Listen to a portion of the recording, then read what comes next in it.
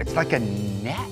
Is that like with all coffins? Do corpses complain? I would imagine if we were visiting a funeral home and were unsupervised, that we would probably have not dissimilar conversations while laying in separate caskets. Hello, and welcome to Grave Conversations, the only show where your favorite celebrities get to lie down. I am your host, David Dastmalchian. Today's guest is someone we hope lives for a very, very, very, very, very long time. He is one of the most compelling, brilliant, and devious minds in the industry today. He was a writer on Deep Space Nine. He was a writer on Star Trek Voyager, before going on to create some of our favorite shows. From Pushing Daisies to Hannibal, his directorial debut, Dust Bunny, which I may happen to be in, and Love, is now out. There is so much more I could say, and I won't go on, but I love this man so much. He is my brother. Here is Bryan Fuller. Hi, Bryan. I'm glad you could join us today. Hi, thank you for having me. Thanks for being here. Are you comfy in your death vessel? I love it. It's a tube. It is a tube of death. It's like a tube of toothpaste, but instead it's a dead body inside. It's me. If we squeeze it, does Bryan come out? I invite squeezing. You ever been in a casket, Bryan? Oh, yes. As a kid growing up, I had a friend in high school who worked at a funeral home, so I have climbed in many a casket. I don't know this. You had a friend who worked at what did your friend do at the funeral home? I think he was a high school student at the time, so I don't think anything important. He may just have been labor, Sure. hauling the big boxes around, but we would go into the showrooms after hours and climb into the caskets, and they're very comfortable. You get why they are designed to maximize comfort for the dead so they don't bother to get up and bother us. I think that's the first thing they think about when they're designing one of these. Did you ever see a dead body when you were there? There wasn't a dead body. I have seen dead bodies. You have? There wasn't a dead body in that casket, but I have seen dead bodies, and I have participated later when I was in college observing autopsies. Really? Yes, I went through my Scully and X-Files phase, and I went to the School of Forensics and Criminal Pathology, and I bought all the books that I thought Scully would have, and then I went to a few different autopsies because I wanted to be Gillian Anderson. Don't we all? By the way, one other question. Outside of autopsies, funerals, have you ever seen a dead body like in the wild? Yes, when I first moved to Los Angeles, I lived at 8th and Grand downtown. There were frequent dead bodies found of either unhoused people or certain gang violence. So it was not uncommon to have a dead body or two lingering outside the doors of our dormitory. Wow. Yeah. Anyway, are you ready to dive in and answer some tough questions? I'm ready to die in. Let's dive. You're a swimmer. Yes, I am. Yeah. I'll dive and die. Okay.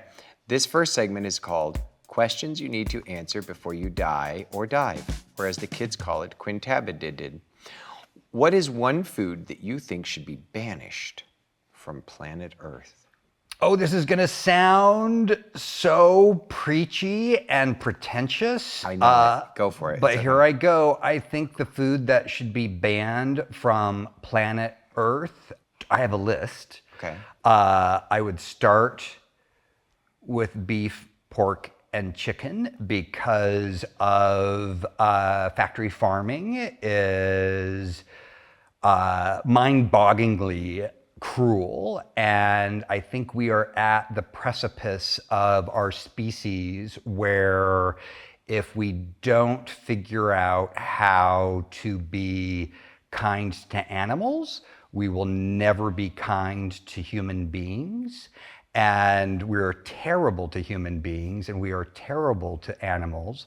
But if you just think about the lessons that you learned from a dog, looking in a dog's eyes, and that empathy and that unfiltered love. Imagine if we were able to harness that and blow it all over planet Earth in a way that we understand love and acceptance, where we are absolutely intolerant of cruelty.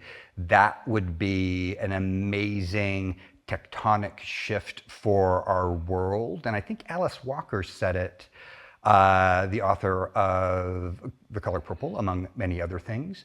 But she said, until mankind, and I'm paraphrasing, until mankind figures out how to be kind to animals, we will never evolve as a species. And I believe that. Wow.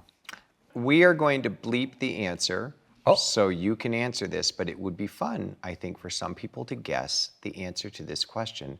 Who is the dumbest person you've ever met? There are a few. For a long time, and this becomes a message about advocacy in a strange way, but I used to think was one of the dumbest people I had ever met, and I was like, how convenient for me to automatically know the answer to that question. And then I spent a lot of time with him as an adult, and I realized he had undiagnosed ADHD, and there were so many things about growing up where we did that minimized his abilities and infantilized him in a way that was disproportionately unfair to him as a human being. And then I realized he's actually quite clever. He's just not traditionally clever. And that's part of our mental health awareness that we should be all embracing, is that assumptions that we have about someone's intelligence are often proven wrong when we dig deeper into that pomegranate and find some ruby red seeds of wisdom that they have buried underneath their various levels of skin. And the assumption is, I mean, there's an expression, isn't there, about assuming? What does it make of us? But that's Asses. brilliant. That was beautiful. What if God was one of us? Do you think that he'd be a slob like one of us? I think God would be a slob like one of us. I also think that God would be like sloppy in bed. How Barkarian of you. You are in charge of rebranding hell. What are the new rules of hell? What's the new aesthetic?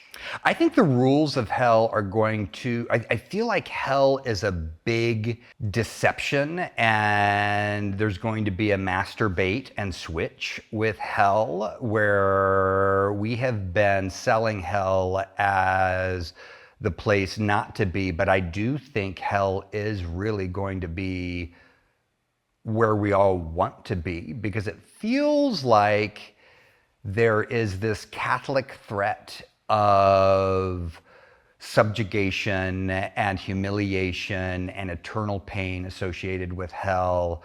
But I also feel like Satan has a pretty good sense of humor and would want to keep the squares out. So I am assuming when I get to hell with all of my friends that it's going to be a party bus, as opposed to a flaming pit. Bryan, Yes? how many times do you think Frankenstein has Googled, am I the bad guy in all this? The monster or the man? That's the fun in all this. Because everybody gets their panties in a wad about don't call the monster Frankenstein, but if the monster is the child of Frankenstein, then they too are of the loins or imagination of Frankenstein. And it makes sense to me that they would be carrying the Frankenstein name as the progeny of Dr. Frankenstein. For sure. So I would think the man is so up his own ass about his abilities and his intelligence that it would be hard to get this person to really take a hard look at themselves and their shortcomings, whereas the monster is looking for love and acceptance and I believe is more pure of heart than the man, and should not necessarily be asking if they're the bad guy. They may, through guilt or bad parenting, ask themselves that, but the answer is no, monster, you are not the bad guy. The man, arguable. He's so queer in the book, and there's so much queerness around his character that I just think he's a messy bisexual as opposed to a really bad guy. And the monster, I think, is all of us. They can come and enjoy the shade underneath my peach tree and bite into my juicy peach and think of me fondly. I've been in caskets before. This one had sort of a bouncy bottom, so this definitely felt like it was the waterbed of caskets. We are trying to normalize conversations about death and dying. Are you ready to talk about end of life celebrations, and funeral planning? Yes, sock it to me, sock it to me. It's time for a segment we call Death Wish. Bryan, if you could live forever, would you want to? I would have to have a rider to that agreement. Okay. That would be filled with caveats. Sure. And I think now, with everything that's happening with the planet environmentally, that somehow it feels like I get to exist in a time that moves from analog to digital to Wi-Fi in a way that has seen quantum leaps of technology and also a terrifying and very sad exploitation of the rock that we are existing on, that I often wonder, like, oh, it's good to be existing now, and I hope I don't reincarnate into a world on fire where everybody is running and screaming from the burning air. Because we're definitely headed that direction if we don't get our shit together as a species. And I would love to see a world where we monetize the rewards of conservationism and animal rights, so that when people are thinking about how they can get through this world and make a living and have the means to be comfortable, that taking care of the planet and taking care of animals are rewarding and will allow them to live a fulfilling financial life of stability, as opposed to it being all volunteer work right now. The thing that is the most valuable that we can do as a species is usually done with volunteers now. And I would love to live in a world forever if conservationism and animal kindnesses were rewarded with a livable wage that minimized some of the things that are rewarded now and allowed for people to follow their hearts in a way that also allowed them to be comfortable on this planet. Bryan, you're a detective. You just got a call that Bryan... Am I a dick? A private You're a dick? dick. You're a private dick. You just got a call that famed storyteller Bryan Fuller has died. Oh. His body is in his fabulous Hollywood Hills mansion. You are the first on the scene to investigate. Can you describe the walkthrough? On arrival, I notice that there is an odor in the air. It is neither foul nor sweet. There is no indication of anything physical. And what I realize is that the body of Bryan Fuller has been atomized and everybody is breathing it. So not just the people in the mansion, but it has gone out into the world like a beautiful pollen. So the mad monster party man who died in this mansion is now aerosol. Have you ever done any funeral planning for yourself? Yes, my funeral plan is I want to be placed in a Titan casket made of mycelium and fungus, and I want it to consume my body in the soil beneath a peach tree. And for those who are feeling like they want to spend some time with me or they miss my presence, they can come and enjoy the shade underneath my peach tree and bite into my juicy peach and think of me fondly. I can't wait. We're going to have peach juice dribbling down our chins as we all nibble on Bryan. Do you think at all about legacy? You know, I am not often thinking of legacy because I am so terrified of mediocrity in the present. And my greatest fear is perhaps being mediocre. And that may encourage a lot of my stranger choices that I make creatively, because I do believe as creatives, our imagination is our signature and our ideas are our fingerprint.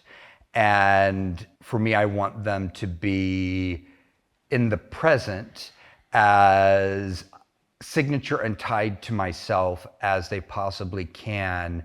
And I'm not quite sure that I ever think about how I will be remembered because I'm so terrified of not being my best self in the right now.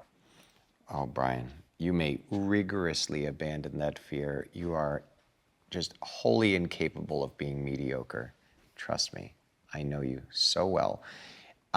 Before we get to the next section, I did want to point out you do nothing with mediocrity. You do everything with aplomb. And I will say you're also the most demanding guest we've ever had on Grave Conversations. Never before have we received demands from one of our guests to be on the show. So in accordance with our contractual obligation for Bryan to appear on Grave Conversations, our illustrious producer, Elon Gale, has traveled a great distance to bring Bryan his own Labubu. And the Labubu will be resting over here for you, Bryan. Right Oh next my to. goodness! Actually, you can hold her. Oh my goodness! There you go. I hope it's brown. That's what I say to everything. I hope it's brown. Talking about philosophy, talking about sex, talking about autopsies as sex. There is something about demystification of death lying in a coffin to kind of look at our life's challenges and demystify them. I love you so much. Thank you for opening up with us today. Let's talk about You're what's like happening. amyl nitrate. I'm going to have my own brand of poppers. Let's talk about what's happening with you in your life outside of this casket. This is a segment that we call Living for This. What are you working on personally or professionally that makes you feel alive? I am very fortunate to have so many wonderful collaborators in my life, yourself at the forefront, to tell stories of so many different kinds that is, I think, a very rewarding realization in that I get to stop and say, I get to make a living with my imagination, and I get to make a living with my imagination with people that I love. And there's something about those opportunities that do make it all feel like a dream. It does feel like I could very easily be 6 feet under in this casket and dreaming a life where I get to tell stories and I get the opportunity to inspire and also hear stories from people who inspire me. And there's something about that that is hard to quantify. One of the things that I'm working on right now that I'm very excited about and has been an incredible honor is as a child, as a young person, going to the grocery store with my mom and hiding out at the book rack and the magazine rack. I was obsessed with Clive Barker's Books of Blood, and I loved the covers of these books. Some were cool, some were cheap, but they were all kind of attention grabbers. Clive Barker taught me so many things that I had no idea. I wanted to know at that age so many things about sex and identity and the way we conduct ourselves in the world, and also the transportation into fantasy realms that leave the Americana behind and are distinctively European and older than the horrors of America in so many ways. And I am now working with Clive Barker on a new adaptation of many of his works. And there are so many instances in our meetings which feel like a Gothic romance. And we've all seen these stories of a younger wannabe writer who looks up to an author of note and gets to have these nighttime dalliances of ideas that are shared in a remote, exotic location. And so I've been having these wonderful meetings with Clive Barker talking about his work, his life, his legacy, and it all feels like a dream. And if you had gone in a Wayback Time machine and told 11-year-old me, 12-year-old me, who was looking at those books that I shouldn't be looking at, that soon I was going to be collaborating with this man who really changed the way I looked at writing, changed the way that I looked at my sexuality, and opened myself up to ideas that I had no ability to imagine. And not the least of which were, I remember reading in one of the short stories, In the Hills, the Cities, where two of the characters were a homosexual couple. And it was the first time I read about homosexuals that were identified as homosexuals in the story. Like all of these things that blew my mind that I didn't know were going to be part of living in the flesh in a way that prepared me for my adventures as an adult. And you're sitting there with himself, Clive. I'm sitting there in a room with Clive and his parrot, talking about philosophy, talking about sex, talking about autopsies as sex, and the different ways that we manipulate the flesh that we are trapped in on this plane of existence, and all of the things that make us feel and fear and desire, and not having judgment or shame. It's a dream. It's amazing. And just want to point out, I have never been a part of, nor I have ever seen a film like Dust Bunny, which just in a few short words for those who have not yet seen this incredible piece of art that you've created, how would you describe it to those who are watching? Dust Bunny is about a little girl who hires a hitman to kill the monster under her bed. And it is about all of those childhood fears of having every safety mechanism, every buttress to our living pulled out from underneath us, and having to survive on our own, and realizing that we still need other people.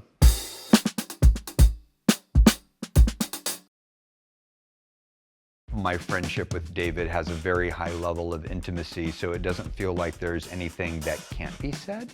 Again, thank you so much for being here on Grave Conversations. Thank you for having me. Before we dig a hole in the earth and bury this interview, I do have one final thing I would like to ask you to do, please. It's going to make me very sad, but we would be honored if you would give your own eulogy. It is spelled out Y-O-U-L-O-G. It's very funny, I know.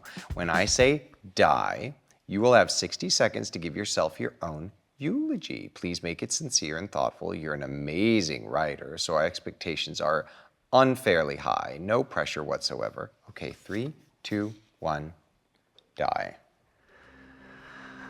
Here lies Bryan Fuller. He loved, he laughed, he cherished his friends. He lived as large as he could imagine. He's smelly now. Bryan tried. He tried very hard to believe in himself. He tried very hard to believe in others.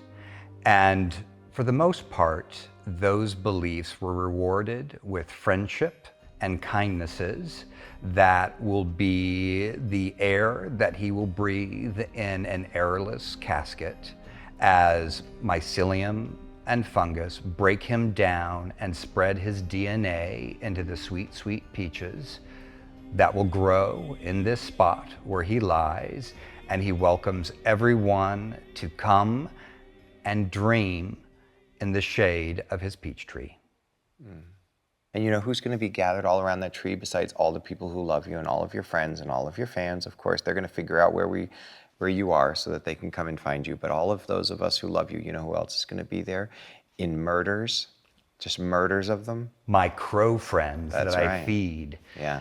I have right now, it started off as 5 crows, and I've been feeding them for going on a decade now, and now they have all had children, and so there are about 40 crows that visit my yard regularly, and now they gather closer and closer to me, and they just let me look at their beautiful iridescent feathers. They let me look at their onyx eyes, and there is this mutual curiosity between this murder and me that I can get lost in a day just staring at the blackness of a crow's feathers or their eyes and feeling a camaraderie with nature in a way that centers me and makes me want to fight for planet Earth and all of her children. I love you and your crows. Thank you so much for being here, Bryan. Thank you for having me. Everyone needs to go see Dust Bunny, but I've seen it a bunch, so I'm gonna take a nap. Bye.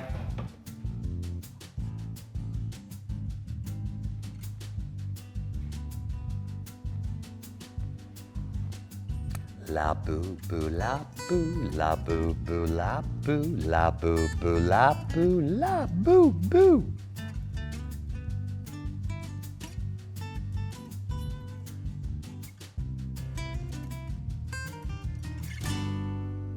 We should have said an eulogy, spelled E-W-E, and I just went bah.